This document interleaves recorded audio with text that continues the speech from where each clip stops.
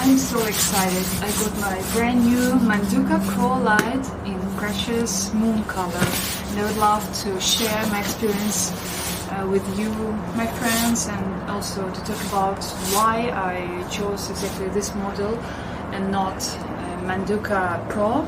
So I was thinking for a long time, why not to film a video about my own experience and to share my observations with you. So let's open it. So now guys, I'd like you to see this mat from the close distance a little bit. You know, this is the thickness. It's 4.7 millimeters. Is the logo, the frog logo. Actually, it seems to be very thin, but believe me, the cushion is very nice, the grip is perfect, and here on top surface you see the performance grip to optimize your practice. You know, this is the lines which are meant to be supportive for you to develop nice grip, and from the inner side you see the dot patterned bottom grip that helps you to position this map to the floor to stay put on any surface. So I think it's actually very important to keep in mind that you have to roll your pro mat with the top side facing outwards. Sorry. Yes, this way. This is the top side. This way it keeps the corners of the mat flat when practicing, and they don't jump when you are unfolding your mat. The producer of this mat claims these mats are guaranteed for life, and that no toxic emissions were produced during the production of this mat. And I really love this cute image in the right corner of the mat, which is a frog that symbolizes the endangered, environmentally sensitive species, and remind us to take care of our planet.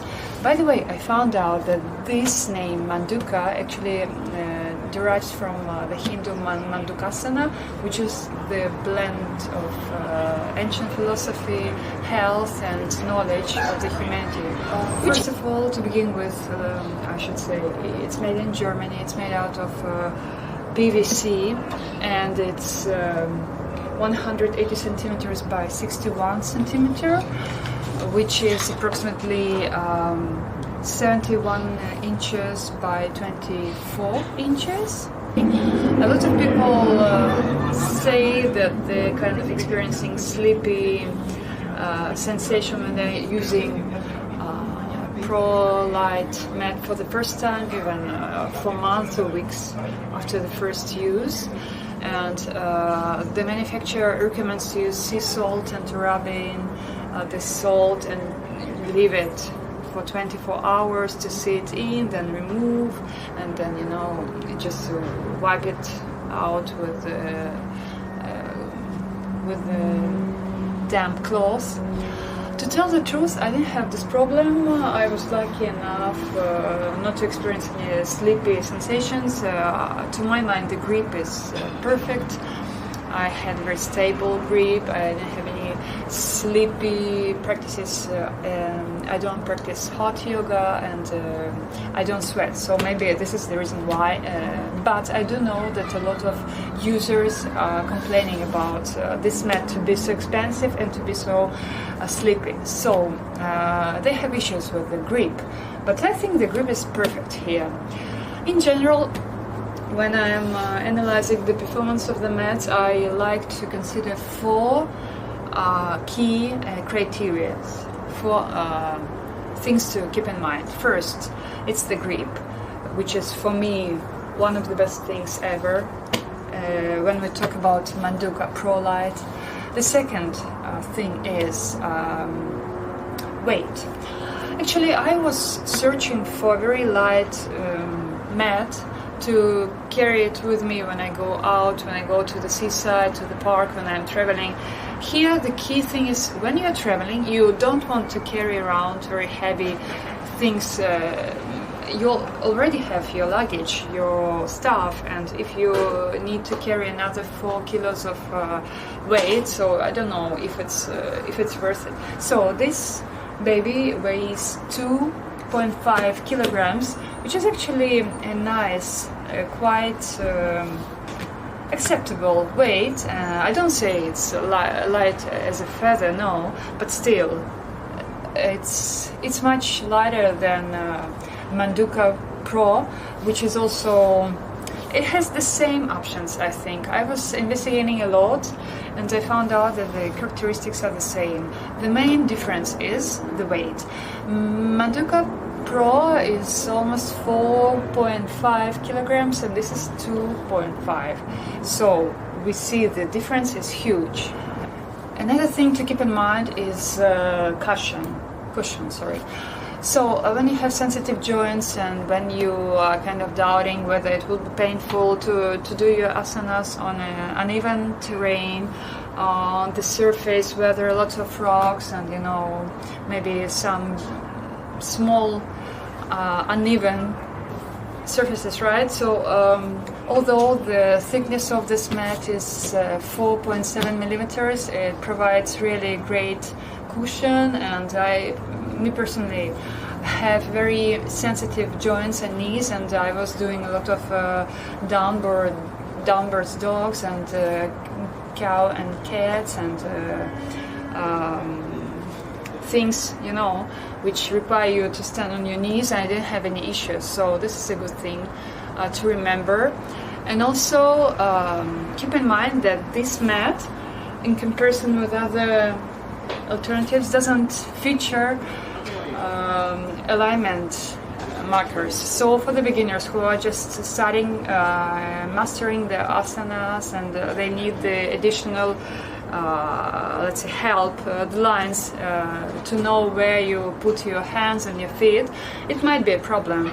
But to me personally, it's okay, because I hardly look down, and I really believe that with time your body develops muscle memory, so that the more you practice, the less effort you put, right? So you don't actually need these alignment markers unless you are a beginner. Another thing to consider is length. So I'm on a taller side, so I was thinking whether this mat is small or sufficiently wide, or other things. But then I realized, it's actually perfect. When I was practicing a couple of times already, I felt very comfortable. I felt this mat is very spacious, and I think the majority of people would find this mat sufficiently wide and long. Finally, the weight. Choose your mat taking into account whether it's for indoor or outdoor activities. I was actually at the crossroads when I was thinking which one to purchase, because initially my option was Manduka Pro, which is kind of like the star, the paradise, the VIP version of all Manduka yoga mats.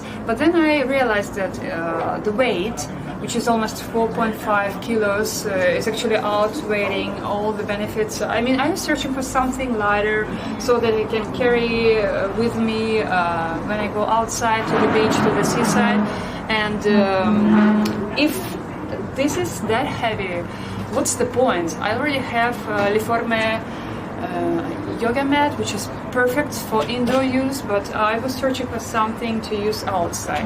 So for travelers, this one is the best option, I think. So guys, I was testing this yoga mat for a couple of times already. I really love it, it's so light. It has such a perfect grip that I don't know how I was living without that for such a long time. Yes, I do understand Liforme mats are perfect and they're very good quality mats, but I was searching for something which is really suitable for carrying around. So as for the grip, it's perfect. As for the cushion, it's perfect as well. It gives you nice protection for the joints. The weight You see, I can actually carry it with one hand, and it's very light. It's very long, no problem, you know, to incorporate, to do light asanas like, you know, the baby posture, the pigeon, all those things. And I do believe it's a nice investment if you're searching for something which you would be using for a long time. The only drawback, I would say, is the price. Of course, it's not cheap. And also the lack of the alignment markers, which is, I don't know, it's the matter of preference, but I don't care much, because when you learn, you know, the postures, you don't need to look down, you don't need to watch, let's say, your steps. Anyway, I'm thinking to check this mat out, to test it out more in the real life, you know, harsh conditions somewhere in the park, you know, on the uneven terrain with some bumpy surface, to see how it's performing, if there is some wear and tear. And I think I will be keeping you guys informed, so stay tuned and see you very, very soon. Thanks for your attention, have a nice day.